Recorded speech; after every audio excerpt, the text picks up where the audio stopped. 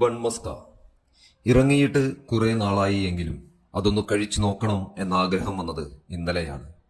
യൂട്യൂബിൽ തിരഞ്ഞ് തൃശൂർ ടൗണിൽ തന്നെയുള്ള ഒരു കടയിലേക്ക് കയറി ചെന്നു. ഇതുതന്നെയല്ലേ കട എന്ന സംശയത്തോടെയാണ് കയറി ചെന്നത്. കാരണം പെട്ടിക്കടയ്ക്ക് സമാനമായ ഒരു കട. സംശയത്തോടുകൂടി ബൺമസ്ക എന്ന് പറഞ്ഞ് മുഴുവിപ്പിക്കുന്നതിന് മുൻപ് അവിടുത്തെ ചെറുപ്പക്കാരൻ ചോദിച്ചു, ഏത് ക്രീമാണ് സെലക്ട് ചെയ്യുന്നത്?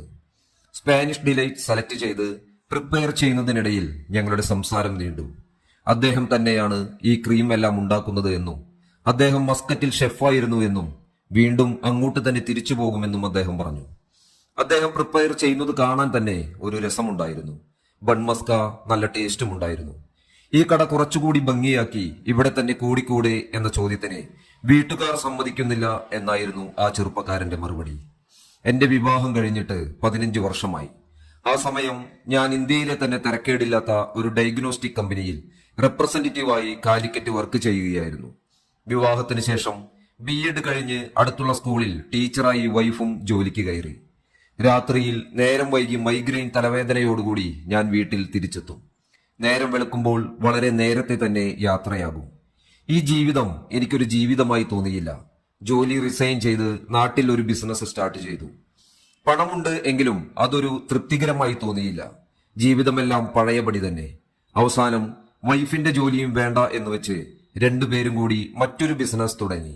വരുമാനം മുൻപത്തെ അത്രയ്ക്കുമില്ല എങ്കിലും ഞാൻ ആഗ്രഹിച്ച ജീവിതം എനിക്ക് ലഭിച്ചു.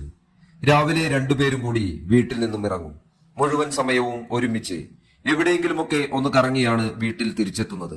ഞങ്ങൾ രണ്ടുപേരും ഒരുപാട് സംസാരിക്കും. സങ്കടങ്ങളും സന്തോഷങ്ങളും രണ്ടാളും ഒരുമിച്ച് അനുഭവിക്കും. അവൾക്ക് എന്നെയും എനിക്ക് അവളെയും പൂർണ്ണമായും മനസ്സിലാകും. ജീവിതം സുഖം സുന്ദരം.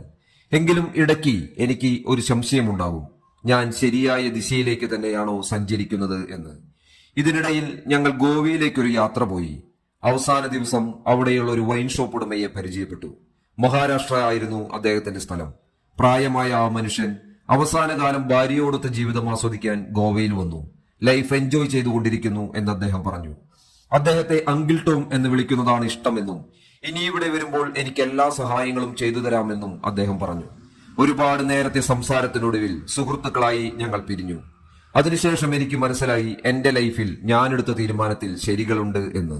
എന്റെ മക്കളെയും ഇത് പഠിപ്പിക്കാൻ തന്നെയാണ് ഞാൻ ആഗ്രഹിക്കുന്നത്. മറ്റുള്ളവർക്ക് വേണ്ടി ജോലി ചെയ്യാനും ഭക്ഷണം കഴിക്കാനുമല്ല ജീവിക്കേണ്ടത്. ജീവിക്കാൻ വേണ്ടിയായിരിക്കണം, ജീവിതം ആസ്വദിക്കാൻ വേണ്ടിയായിരിക്കണം ഇതെല്ലാം ചെയ്യേണ്ടത്.